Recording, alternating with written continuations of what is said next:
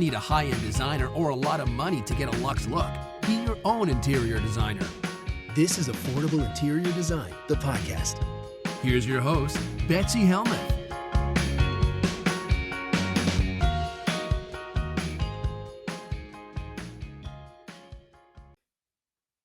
I am so intimidated. I am so nervous. Guys, guess what I'm doing tomorrow? I'm going to an $8 million mansion in Greenwich, Connecticut. And I'm going not as an interior designer, because I think I'd feel pretty good about that, even though I might feel a little nervous. I think that's one of the most expensive places I've ever worked on. I don't know. I'm not working on this place though. But 8 million. I worked with a billionaire that was 5.4 million.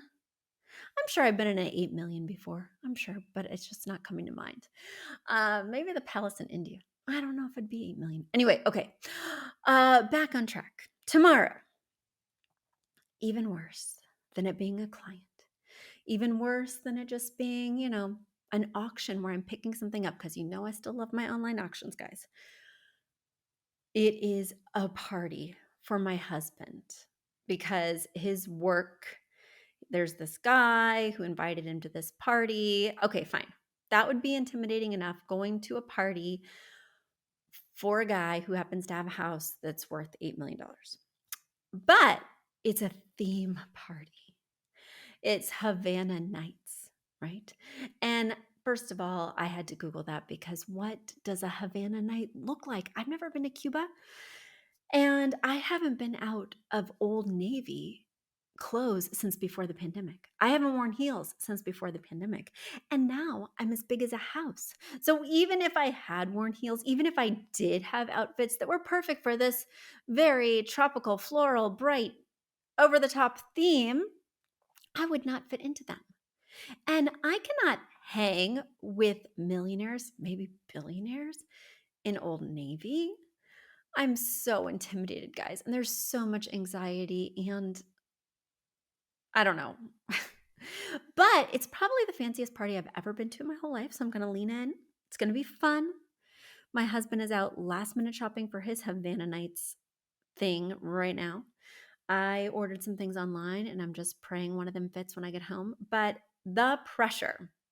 But the exciting thing is that in my premium member podcast, I'll be sharing all about what their house looked like, then giving you a sneak peek inside the party, because I will definitely be there to schmooze and mingle and to support my husband. But I will really be there to check out the decor, because I looked at this place online, and not only is it like worth $8 million, there's a pool, a veranda, like, oh my God, colonnades for days. But it's also historic and famous. So I just can't wait. I'm clamoring to get in there. And even if nobody talks to me, I'll sit in the corner with my sparkling grape juice, and I will check everything out and report back. So that's going to be on one of my premium episodes. If you're not a premium member, what are you doing? That's where I'm going to talk about Paris. That's where I'm going to be talking about this party, and I'm going to be dishing it all in a series of 4 bonus episodes that are coming out at the beginning of July. You don't want to miss it. But that also means that you have time to become a premium member for as little as $5.99 a month, or $29, I think, for 6 months. You can join and get access to nearly 100 bonus episodes, including the 4 I'm going to be recording about the party and about Paris. And there's so many more episodes, so much great content. But the thing that's really heartwarming about our premium membership is that those people help to keep us on the air. All that money goes directly to supporting the podcast, goes directly to paying for the production of this podcast, paying for the platform that we broadcast this on, all those things that add up, paying for our amazing producer and social media manager to put this on YouTube, to make everything look and sound spectacular. I mean, that ain't free, people. And so your support really does help to keep us on the air, and I truly appreciate you. If you've been wanting to become a premium member, but you just haven't pulled the trigger, or if now you can't wait to hear what happens on my Havana night, You'll want to head over to affordableinteriordesign.com/podcast. Once again, that's affordableinteriordesign.com/podcast. There's a button. You just click it and you say become a premium member, and you can choose how long you'd love to help supporting us. You'll get monthly content, you'll get access to this series that I'm creating, and you'll put a smile on my face because every time somebody signs up, I get a little email saying you have a new subscriber, and I open it up and I just smile and it warms my heart.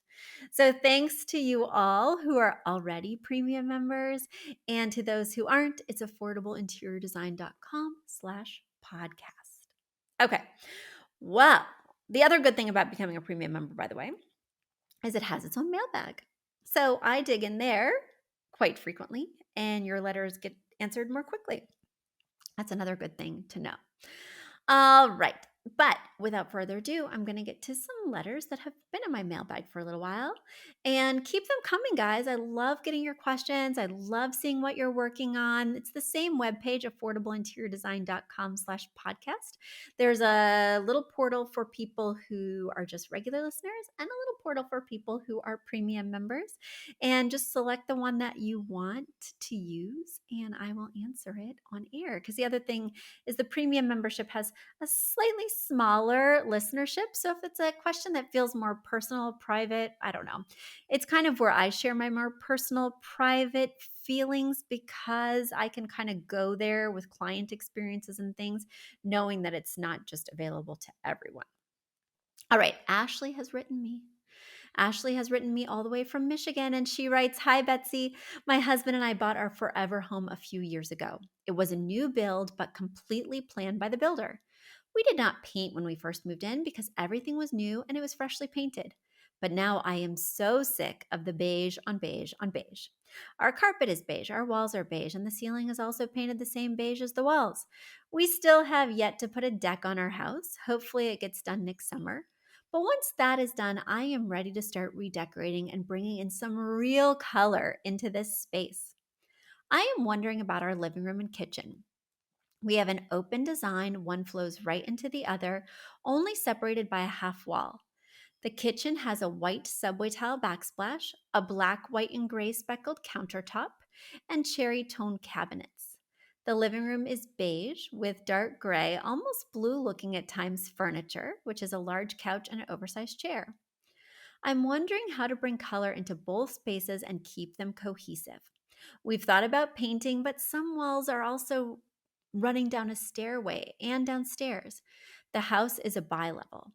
Painting these walls would be a major job, and we still haven't been in the house all that long, so the paint is not really in bad condition. I'm also wondering about the area behind our sofa. We have a long living room, and our sofa is not up against the back wall because that would be ridiculous for watching TV on the opposite wall. What can I do with all this wasted space? We have thought about a credenza or a sofa table, but I just don't know. Lastly, my style phrase is sophisticated, calm, contemporary. I don't know if that's channeled here at all or if my style word is incorrect. Please let me know your thoughts, and thank you. All right, well, Ashley, we have quite a few questions in here, so let me dig right in. Looking at your pictures, I'm going to start with the last questions and kind of work my way forward. Looking at your pictures, the space does look fairly contemporary, but I think your choices are actually more transitional. Yeah, I think you might be a little transitional. And transitional, as we know, is a blend of contemporary mixed with traditional. Now, the reason I'm saying this is because the light fixtures are kind of curved, and because you have a rolled arm sofa. It's not a full roll, but it's getting there. And also, you have like chunkier moldings around the windows. But then you do have some elements of like industrial or even rustic. Kind of have this farmhouse style TV stand that has these sliding barn doors to conceal the implements, as well as a wooden top that's probably like a rustic style wood, but the actual piece itself is a white or an off-white. And then the coffee table is also a rustic style wood, but it has a bronze base. Hmm. Hmm. I'm feeling like you're transitional. I don't feel you're 100% contemporary, but I could see you using the term contemporary, and that would work too. That would work too. Because I'm not seeing too much ornate detail. Your pictures are quite contemporary in the fact that they're framed very simply on simple ledges, not too much color, black and white. That stark contrast is making me feel that it's a little bit more of this day versus yesteryear. So, yeah, I'm going to let you have this one. I think it is contemporary. And calm, calm is different for each person. And I think that this is calm in the fact that it is so subdued color wise, right? As you mentioned, it's beige on beige on beige, and that's feeling very calm. Now, when you're adding in color, you're going to want to be thinking about calm colors, right? Because if you add anything loud, I think it's going to kind of detract from that calmness. You may want to think about being somewhat monochromatic and adding like different shades of a blue, but typically when we think calm, we think cool colors, or we could go for like very muted tones, but I would avoid like jewel tones. I would avoid anything too bright or vibrant if we're sticking with that calm, which is a word I really like for this space. And I think it really embodies it right now with all the beige. Now let's get into it. In terms of the paint, I agree with you that it is a lot of this color. And I also agree with you that this is a problem because it's open concept. It's open concept, so all the rooms bleed into each other and it goes down the stairs and it would just be a ton to paint. And also, what color would you actually choose? And because your style could lend itself to transitional, I really don't want you to do an accent wall or an accent wall. First of all, I never really like it when people paint one wall as different from all the others. That's never really my jam because it looks like you ran out of paint, or it looks like it should be done in a really contemporary space like a urban loft or something like that.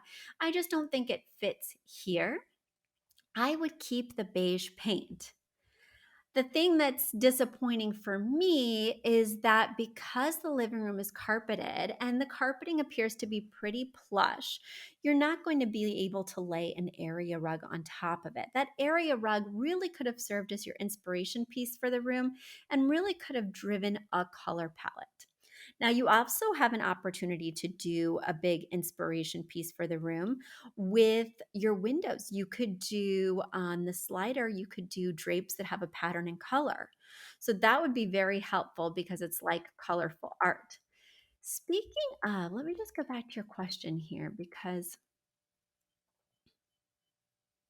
when I was reading this, and then when I opened the pictures, I had two different experiences.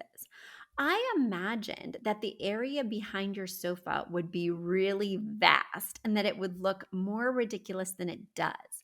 I imagine that behind the sofa to the wall is between 4 and 4.5 feet. I don't think it's all that deep back there.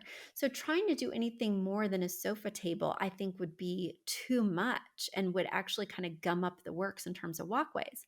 Now, I would measure to make sure that your sofa is a good distance from the TV. You take the place from where your booty sits to the screen of the TV, you divide that in two in terms of inches. So let's just say from where your booty was to where the screen is, it's 140 inches. That's not what it is, but I'm just saying. You divide that by two, it's 70, and that's the size of your TV. This TV is probably 55, I would imagine, just eyeing this picture. So that means you want 110 inches from the front of the screen to where your booty sits on the couch. So make sure that your couch is truly in the right spot, because if you have less than 3 feet behind this couch, I don't want you to do a sofa table. Now, I do think a sofa table would be great because the one thing that you have a lot of in here are plants. And these plants are not distributed nicely around the room. They are tucked in corners right next to the windows. And I totally get it. Believe me, I listened to Maria Faella from Growing Joy when she was on our podcast. And if you don't listen to her podcast, you certainly should. Growing Joy with Maria. But anyway, the plants need light. I totally get that, even though I don't really have a green thumb. But I think they would be better placed if they were dispersed on different surfaces. So some plant stands, some on the sofa table, maybe even a couple on these floating shelves where you've got the artwork. Speaking of artwork, that's another great place where you can bring in some soft color. As I mentioned earlier, these are all black and white, and it feels kind of stark and severe, which I don't mind, but you're telling me that's the problem, that this room is kind of blah and doesn't have a lot of vibrancy or color, and it's a problem you're trying to solve. And if you're really wanting to solve it, I would switch out some of this art for some colorful art that's in subdued tones. I also think your pillows are really random, mishmash. We've got like a camel leather pillow. We've got this kind of green flocked pillow that's an emerald color. We've got these goldenrod lumbar pillows. We've got an ivory throw blanket with a filigree pattern in beige. I mean, we're a little all over the place with this color palette, considering I do not see an inspiration piece in this room because there's really nothing with multiple colors. And then opening it up into the eat-in kitchen, you may want to consider a rug under the dining table or something, or a rug in that kitchen area, because right now it is so neutral over there. And you've already heard my recommendation that you don't paint. You do have leaning art above the cabinets. Good luck dusting that. But I think a rug would really help to add some color in a nice way, because the backsplash is so neutral as well, being that creamy subway tile. So there are a few ideas for you, Ashley. I think you're on the right track. I just want you to check those things that I mentioned. And yes, in these pictures, your sofas don't really read gray. They do read more of like a steely blue. So I love incorporating those blues because it is calming. It's a cool color after all, but we want to kind of make that random color make sense in the space. And right now, it's the only color in the space. All right, let's get to my next question. My next question comes all the way from Encinitas, California. And Mark is writing in. He writes, Betsy, I'm in search for replacement shutters for the exterior of my bungalow. I discovered a website called architecturaldepot.com. They have really interesting materials like crown moldings, medallions, 3D wall panels, faux beams, fretwork, slat wall kits, columns, and really just all sorts of decorative things I've never heard of and mostly can't spell. I'm particularly drawn to the woodwork applied to the walls. I don't hear you talk about any of these types of changes. Is that because they're not affordable, you don't like them, or maybe it just really doesn't fall into interior design? I'm curious on your opinions. I'm just a curious dude trying to learn a bit. I love your podcast. Well, Mark, thanks for being curious. Thanks for writing in. Yes, I do have strong opinions. So, first of all, a lot of people were applying shiplap or 2x4s to their walls in either an accent wall treatment or all over, because that was all the rage back with Chip and Joanna Gaines, and even at the tail end or maybe the beginning of that modern farmhouse movement, right? With like Studio McGee, etc. I worry that that's super trendy. I worry that it's here today, gone tomorrow. I do like it in a seaside cottage. I do like it in certain applications. And in other applications, I think it's contrived, oppositional to the architecture, and trendy. And so that's why I was never a fan of shiplap. I knew it would have its moment, and its moment is already done, gone. All right. Now, a lot of people right now, just tons and tons of people, find themselves with big walls that go up like 3 stories, or different things like that. And they want to do architectural moldings as features rather than artwork or something like that. So they are putting trim in rectangular formations and squares. They are using the 2x4s to create grids, right? That's very popular right now, called board and batten. There's a lot of this, and it is the new shiplap, I'm just telling you right now. It's going to look somewhat dated soon. And people are trying to give these kind of empty, blank, contemporary spaces that sometimes weren't well thought out by architects and sometimes are just kind of sterile because they do lack interior architecture detailing. They're just trying to give it some personality. And I see the issue, right? Especially of a lover of historic homes, because I intrinsically have a ton of ornate woodwork and a ton of, architectural interest. And that's why I sought out a house like this versus artificially imposing it onto sort of a blank canvas. That being said, sometimes I like it and sometimes I don't. And the bottom line is, I answer the questions that come in. I don't think in all these years I've ever skipped a question or not answered one. I mean, you guys can challenge me. I'm sure somebody will write something inappropriate or weird one day, but they've all been quite appropriate and I've been eager to answer them all. So it's not that I'm avoiding talking about these things. It's that I don't personally love them. So I don't just bring them up on my own. And then people just aren't asking me about them. But you are asking me about them. And this is how I feel. I really hate it when people add random medallions or fretwork. Sometimes I hate it when they add beams if it feels like it's not congruous with the architecture. Adding columns, especially to an interior of a room that doesn't need support, just kind of changes the flow in terms of a floor plan and doesn't add much visually, in my opinion. It just limits us in terms of furniture placement. I do, however, this is the one thing where I'm going to put asterisks and have a caveat. I do think that there are spaces that really benefit from crown molding. I do think crown molding is one of those things that you can put in a more transitional type space or even certainly traditional type space, and it can just bring the room to life and make it sing. That being said, a lot of people try and slap this stuff up on a very contemporary home with straight lines and doesn't look organic to the architecture, even though it better aligns with their particular style. But when people buy a house, when people are looking for a house, I warn that, this is another person, quote unquote, living in your home. And the architecture gets a say in the style that you should bring to the spaces. And should it dominate the room? Absolutely not. If I let the architecture dominate the room in my home, I would only be working with antiques. But I'm going to honor it by folding in some antiques, things I've never had an appreciation for in the past, nor have I ever purchased for my home, while folding it in with something I'm quite familiar with and have a deep love for, which is mid-century modern. And by layering those two pieces throughout, I'm placating my desire to have mid-century modern, and I'm honoring the house's personality by leaning into those more ornate old world items.